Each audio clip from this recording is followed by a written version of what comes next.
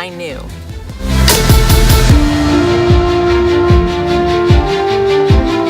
Next year, it's Everest.